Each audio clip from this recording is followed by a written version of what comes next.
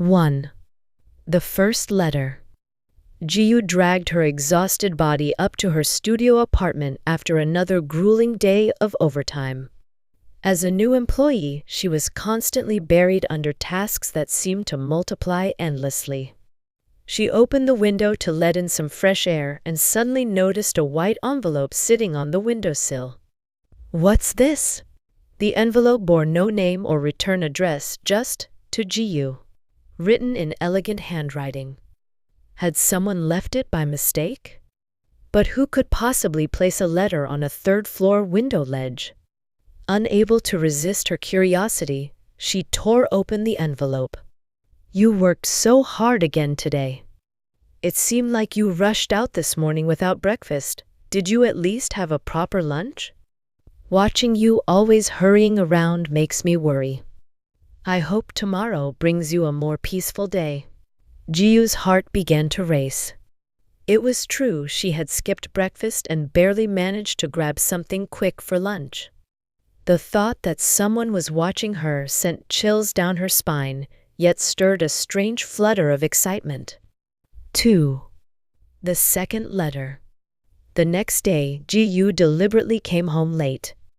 Part of her wanted to check the window, while another part was terrified. Sure enough, another white envelope sat in the same spot. "Thank you for reading yesterday's letter. You had a difficult day at work today, didn't you? I saw you sighing heavily in the elevator. I'm sure you'll be fine, but I want you to know that someone is rooting for you." This time she felt genuine goosebumps. How could they possibly know about her sighing in the elevator? Jiyu peered out the window, scanning the area, the building across the street, the shops below. Somewhere out there, someone was watching her. That night, sleep eluded her completely. 3. The third letter. On the third day, Jiyu left work earlier than usual. She wanted to figure out when exactly these letters were being placed. But when she checked at 7 p.m., then again at 8 p.m., there was no letter. It wasn't until after 10 p.m. that the familiar white envelope appeared. "You came home early today, 2 hours earlier than usual.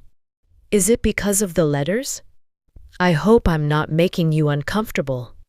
But I'm happy that we can communicate this way, even if it's one-sided. I notice you bought a salad at the convenience store today. Are you watching your figure? You're already beautiful, but I suppose you want to become even more so." Now she was certain. Someone was truly observing her every move. They even knew what she bought at the convenience store. Rather than fear, Jiyu found herself consumed by curiosity. Who could it possibly be? 4. The fourth letter. On the fourth day, Jiyu decided to test her mysterious correspondent. She took a different route to work, shopped at a different convenience store, and came home at an unusual time. Despite these changes, the letter appeared without fail. "You took a new route to work today.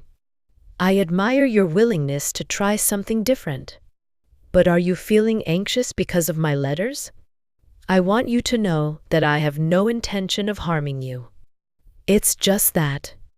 You seem so lonely living by yourself, and I wanted to comfort you in the only way I could."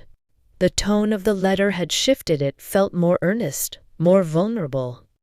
Jiyu began to wonder if this anonymous sender might not be a simple stalker after all. Biet, tsela nula nula. The fifth letter. On the fifth day, Jiyu gathered the courage to leave a reply on the windowsill. She wrote a simple note saying thank you and expressing her curiosity about the sender's identity. The next morning, her letter was gone, replaced by a new one. "I'm so happy you replied. But I can't reveal who I am just yet. Perhaps someday, when the time is right. If my letters make you uncomfortable, please leave a note saying stop on the windowsill, and I'll cease immediately. But if you don't mind, please continue checking the window at the same time tomorrow." Jiyu contemplated for a long while. Should she end this mysterious situation or let it continue? This frightening yet thrilling feeling had become the only source of excitement in her monotonous daily routine. In the end, instead of writing stop, Ji-yu placed a small piece of paper with just a question mark on the windowsill. Shestsela nula nula? The sixth letter. The following evening, Ji-yu rushed home from work with unusual anticipation. Her colleagues had noticed her distracted behavior all day, but she couldn't explain the butterflies in her stomach. As she climbed the stairs to her apartment, her heartbeat quickened with each step. There it was, another pristine white envelope waiting for her. A question mark. How perfectly like you. Always curious, always thoughtful. I noticed you've been smiling more this week, even during your morning commute. It makes me happy to see that spark in your eyes returning. Today you helped an elderly woman carry her groceries up the subway stairs. You probably thought no one saw, but I did. Your kindness is one of the many things I admire about you. Ji-yu's hands trembled slightly as she read. The mysterious writer had witnessed even her small act of kindness. It was both unsettling and strangely warming to know that someone noticed these tiny moments she thought were insignificant. 7. The seventh letter. By the seventh day, the letters had become the highlight of Ji-yu's routine. She found herself paying more attention to her actions throughout the day, wondering what details her anonymous observer might include in the next message. You've been taking better care of yourself lately. I saw you eating a proper breakfast this morning, and you even took the stairs instead of the elevator. Are you trying to impress someone? Perhaps. Me? The thought makes my heart race.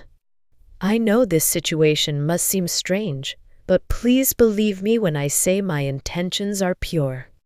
You've brought meaning to my days in ways you can't imagine. This letter felt different, more personal, more vulnerable. Ji-yu could sense the genuine emotion behind the carefully chosen words. She began to wonder about the person behind these letters. Were they lonely too? Were they watching her because they felt a connection she was only beginning to understand? Oosum tsela nula nula. The revelation draws near. On the 8th day, Ji-yu made a decision. She would write a longer response, asking more direct questions. She needed to know more about this person who seemed to care so deeply about her daily life. Her note read, I look forward to your letters more than I care to admit. You know so much about me, but I know nothing about you. Are you someone I've met before? Do we work in the same building? Please, give me something, even the smallest clue. The response came swiftly. Your eagerness touches my heart. Yes, we have crossed paths before, though you might not remember. I work nearby and sometimes our schedules align. I've wanted to approach you countless times, but I was afraid. What if you didn't feel the same connection I do? What if these letters are the only way I can be close to you? Tomorrow will be different. Tomorrow, I might find the courage to reveal myself. But for now, knowing that you look forward to these letters is enough to sustain me. What kind of letter would tomorrow bring? For the first time in ages, Ji-yu found herself looking forward to coming home from work. But more than that, she found herself hoping that tomorrow might bring more than just a letter.